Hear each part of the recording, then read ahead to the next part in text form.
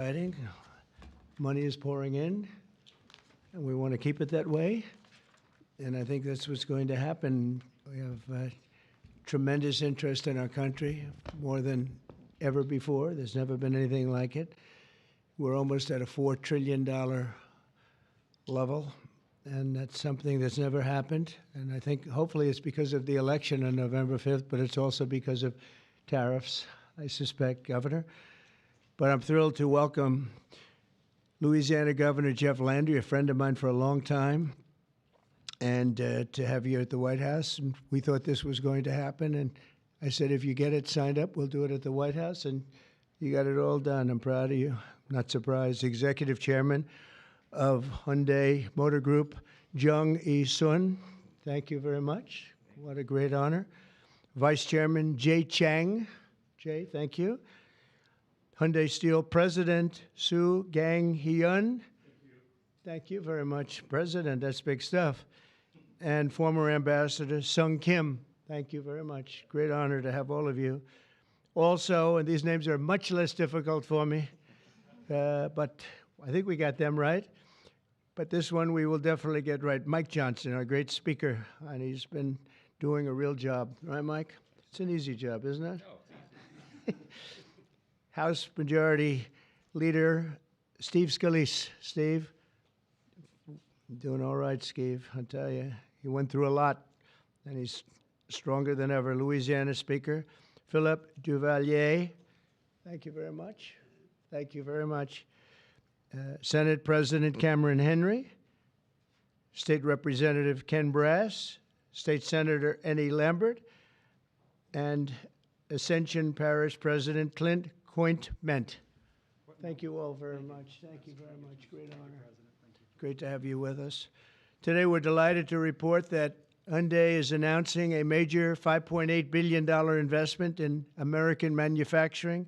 In particular, Hyundai will be building a brand new steel plant in Louisiana, which will produce more than 2.7 million metric tons of steel a year, creating more than 1,400 jobs for American steelworkers, and then there'll be major expansion after that.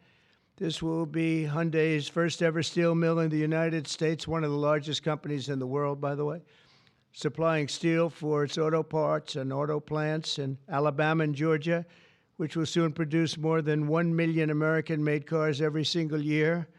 The cars are coming into this country at levels never seen before. Get ready.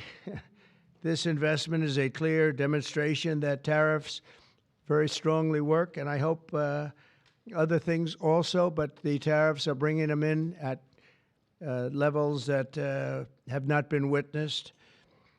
Hyundai will be producing steel in America and making its cars in America, and as a result, they'll not have to pay any tariffs. You know, there are no tariffs if you make your product in America, so it's something that's why so many people are coming. As you know, we have from Taiwan, the biggest chip manufacturer in the world, is coming in with $200 billion, and we have a lot of people coming and plants coming and companies coming that never would have been here, never would have even thought about it. The new steel plant in Louisiana is part of an even larger $21 billion investment Hyundai will be making in the United States over the next couple of years. The company will also be massively increasing its auto manufacturing in Georgia and investing billions of dollars in advanced American technology companies. And what I'd like to do is I'd like to ask the executive chairman to say a few words, and it's a great honor to have Hyundai, a truly great company. Thank you very much. Thank you very much.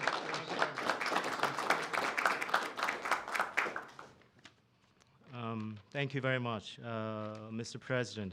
Thank you for giving me this opportunity to speak here today, and thank you for the invitation. And congratulations on the remarkable start to your new term. It's been good. All right. It's been great. So Hyundai Motor entered the U.S. 1986. Since then, we have invested over $20 billion and now support more than 570,000 American jobs across all 50 states. Today, I'm pleased to announce an additional $21 billion in a new investment over the next 4 years, our largest U.S. invest ever. A key part of this commitment is our $6 billion investment to strengthen the U.S. supply chain from steel and parts to automobiles.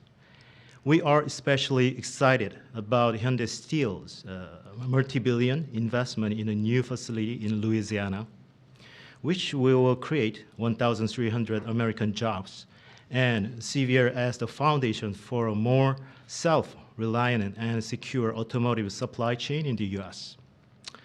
To mark this milestone, we are honored to visit President Trump alongside Governor Landry and Speaker Johnson and Leader Scalise, deepening our partnership with the United States and reinforcing our shared vision for American industrial leadership. And this week, we are also proud to open our new $8 billion auto plant in Georgia. With this, our U.S. vehicle production will exceed 1 million units per year, as President mentioned. Our decision to invest in Savannah, Georgia, creating more than 8,500 American jobs, was initiated during my meeting with President Trump in Seoul in 2019. That's right. Yeah, and after that, 2020 in Davos, I mentioned about the new plant. So American Jobs was initiated during at the time. Now, as we proudly mark the completion of this transformative project, coincides with the beginning of President Trump's second term, making this moment even more special. Thank you. Yeah. Furthermore, HMG will purchase $3 billion worth of U.S. LNG to support America's energy industry and enhance our energy security. All of these efforts will accelerate the localization of our supply chain in the U.S., expand our operations, and grow our American workforce. With your leadership, Mr. President, Hyundai Motor Group is proud to be a stronger partner in America's industrial future. I'd like to personally invite you to visit one of our state-of-the-art manufacturing facility and see firsthand our commitment to the United States and our American workers. Right. So thank you to our American partners and employees and communities. We are really proud to stand with you and proud to build the future together. Thank you. Thank you very much. I thought maybe we have our great speaker, and we have two very good friends, Mike and Steve, and you come from a certain state that we're talking about right now that we love, and I've done very well there. I've always won by a lot. I love that state, so I was happy to hear about it. That's why I said, come on over. But Mike, would you and Steve like to say a few words, please? Sure. Thank you, Mr. President. We're excited. It was mentioned earlier what a great start we've had to your second term, and we're just getting started. Everyone should know that. There'll be more of this because it's the policies that are bringing about the great growth, and it's about leadership. And we have a strong new leader back in the White House, and it makes a big difference because everybody around the world is seeing that, and everyone around the country is applauding it. We were on district work period last week, and Steve Scalise and I and our colleagues were traveling around the country doing campaign events, raising money, doing all the things that are necessary to ensure that we keep the House majority for the Republican Party. And I'll just tell you, I was in multiple states over the last week, and everywhere I went, Mr. President, people are excited. There's this great sense of relief, almost euphoria out there, because they know that America's back. This is the America First agenda. We're so grateful for these great friends with Hyundai to invest in Louisiana. We have extraordinary leadership on the state level, and leadership makes a big difference. We're so grateful to be a part of this. We want to tell you all this is a great investment in Louisiana and in America. More to come. Thank you so much. Steve? Well, thank you again, Mr. President, for opening up the White House to this great group. Governor Landry has brought the same kind of energy to the governor's mansion in Louisiana that President Trump has brought to the nation in the White House. You know, some people marvel at President Trump's stamina. Over the weekend, both Saturday and Sunday, we spoke by phone on some different legislative initiatives that we're working on with Speaker Johnson to continue moving the agenda forward. Those very things that President Trump ran on, he's delivering for the American people. And this announcement by Hyundai is one more example of how that agenda that President Trump ran on to make America first again is working for the American people. When you talk about 1,300 plus really good jobs in Louisiana, those are all American workers. That's billions of investment coming in from Hyundai into the United States that would not have been here without President Trump's leadership. And I think people know that, they see it. It's been a long time coming, but we applaud the work that Hyundai is doing with Governor Landry to come to our state. But for President Trump, we're seeing this all across the nation, and we're just getting started. A lot more to come, Mr. President. Thank you. Thank you very much. Do you have any questions, please? Yeah, please. The size of the investment, partly because of tariffs. On April 2nd, the reciprocal tariffs will go into effect. Is it truly reciprocal? Are there some countries that might get a break or some sectors that might get a break? Well, I may give a lot of countries breaks, but it's reciprocal, but we might be even nicer than that. You know, we've been very nice to a lot of countries for a long time, but I call it Liberation Day. April 2nd is Liberation Day. But today, as you know, we did something with respect to Venezuela. You heard about that, and that will be quite important. We'll be announcing some additional tariffs over the next few days, having to do with automobiles, cars, and having also to do a little bit with lumber down the road, lumber and chips. We're going to get all those chip companies coming back. They're already coming back without even doing it, so it's been very good. But we'll be announcing some others. But for the most part, April 2nd will be a big day. That'll be reciprocal day, and we'll be bringing some of the money back that's been taken from us. Let's be nice by using the word taken. I don't want to use a stronger word because these guys are professional politicians, and they don't like to hear those words. I refuse to use the word stolen from us, but that's a... Countries mutually bring down tariffs? Are you seeing that Oh, negotiation? it happened. Well, the European Union lowered their tariffs to 2.5%. We were only at 2.5% for cars, which is very low. And as you probably heard, that European Union lowered their number from much higher than that, many, many times our surprise, to 2.5%. So that was good. But I don't know that I expect that. It's up to them. But we have reciprocal tariffs. Mr. President, your reaction to the story in The Atlantic that said that some of your top cabinet officials and aides had been discussing very sensitive material through Signal and included an Atlantic reporter for that. What is your response to that? I don't know anything about it. I'm not a big fan of The Atlantic. To me, it's a magazine that's going out of business. I think it's not much of a magazine, but I know nothing about it. You're saying that they had what? They were using Signal to coordinate on sensitive materials and Having to do with what? Having to do with what? What were they talking about? with the Houthis. The Houthis? You mean the attack on the Houthis? Well, it couldn't have been very effective because the attack was very effective. I can tell you that. I don't know anything about it. You're telling me about it for the first time. Anybody else? This announcement on Hyundai, is this a blueprint for you for other automakers to come to the United States to do what Hyundai was doing and investing so much in Louisiana and creating these new jobs? Absolutely. That's a nice question from you. That's a shocking question, how nice it is, huh? That's okay. That's a question that's a good question, actually. Yeah, sure. Hyundai's a great company. We have other great companies coming in, and we have some that are going to be staying here and very much expanding. And we have tremendous interest in every business. I can't just say automobiles, but automobiles is a big one. And yeah, this is the beginning of a lot of things happening. We've had, as you know, Apple's announced a $500 billion investment, and other companies have announced $250, $300 billion. But we're well into the $3 and $4 trillion mark, which has never happened to our country before. What it really means is jobs. All we care about is jobs, right? We care about quality and quality of life and safety and security, but we care about jobs. And they're going to have we have a lot of people coming in. Governor Landry, if I may, Governor Landry, I would love to ask Governor Landry a question, if you don't mind. How did you convince Hyundai to come to your great state? How did you convince them to come to Louisiana? It was easy. I told them we were going to have a great president this year, right?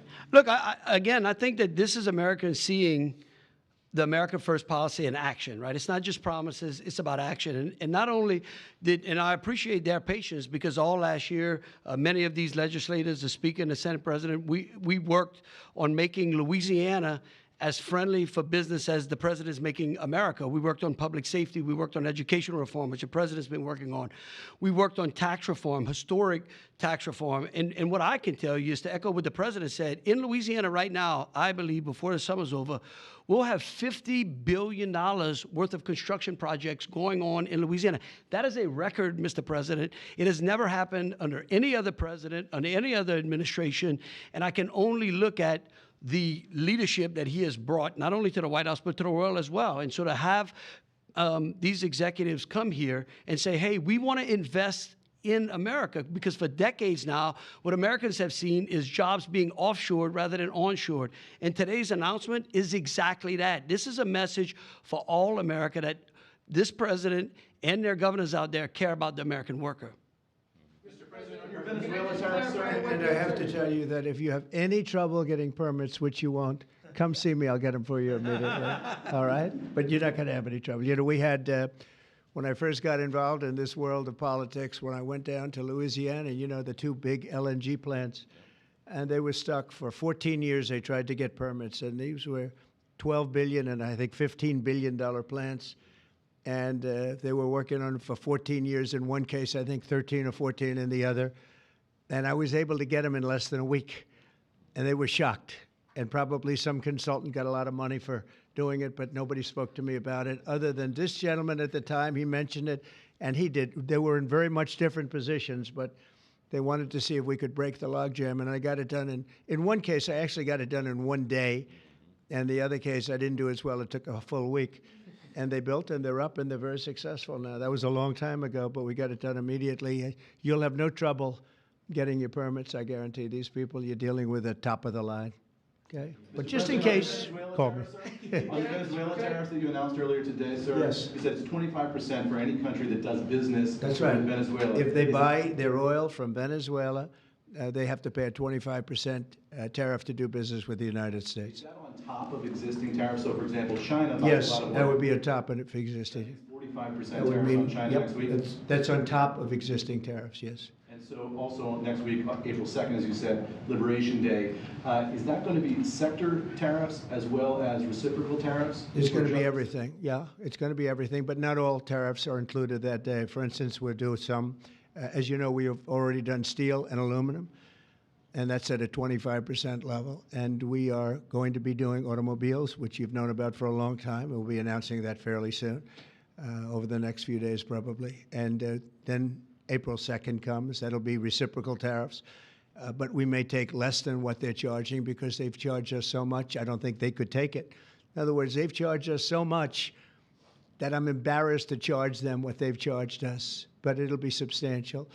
And you'll be hearing about that on April 2nd. And it will be Liberation Day because we'll be taking in large amounts of money for our country, and that's lower taxes and all of the things that are good, and jobs, a lot of jobs. And what's your message to the big corporate clients of the big law firms that you've targeted with your executive orders? Do you want those big corporate clients to find new lawyers?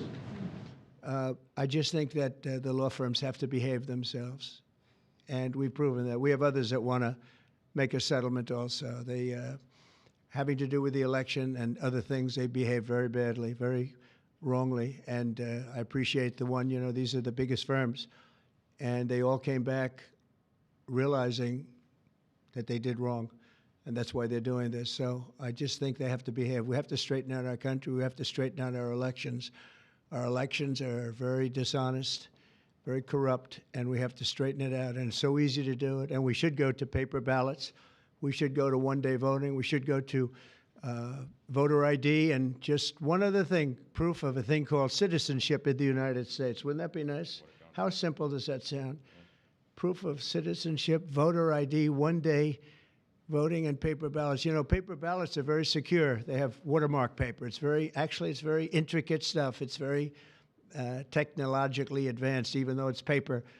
And you'd have no trouble. You wouldn't have dishonest elections, and you'd have them all done by 10 o'clock in the evening. You know, France went to that, and not that I want to copy anybody, but many others have also, and They had 38 million votes, and it was all done at 10 o'clock. They had a winner, they had a loser. That was it. Nobody was complaining. And they had it backed up with paper.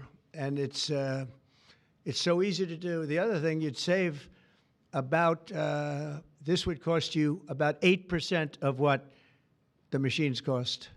So the paper would be much less expensive. So if you're looking to save some money, that's a good way to save it. So it's a shame that we've gone through it. We've gone through a bad election, really bad election. The election was so bad. And think of it. You wouldn't have had the October 7th disaster with Israel. You wouldn't have had Russia and Ukraine, because that would have never happened. You wouldn't have had inflation. You wouldn't have had the type of withdrawal from Afghanistan that you witnessed, which was probably one of the primary reasons that Russia went into Ukraine. They saw that mess, how badly it was handled. They said, wow, this is a paper tiger that was handled by incompetent people. But that wouldn't have, we would have been out, but we would have kept Bagram, the big air base, which is 1 hour away from China where they make their nuclear weapons. Would have been nice to have it, but now, you know who has it now? China has it. And so an honest election, and we wouldn't have had inflation. You know, you had the record-setting inflation. We wouldn't have had inflation. I want to thank everybody for being here. I want to congratulate Hyundai, a great company, and we will do everything possible. And I will say you picked a fantastic state. You're really with tremendous people and tremendous leaders. And Speaker, I want to thank you for doing a great job. You and Steve, thank you very sir. much. Yes, Appreciate sir. it, Steve. Thank you very much. Thank you. Thank you, everybody. Thank you. Violated the Espionage Act, sir. Thank you very much, everybody. If you get a briefing on that, would you let us know, please? Thank you. Thank you. Good to see you. Yeah. No worries. Thank you.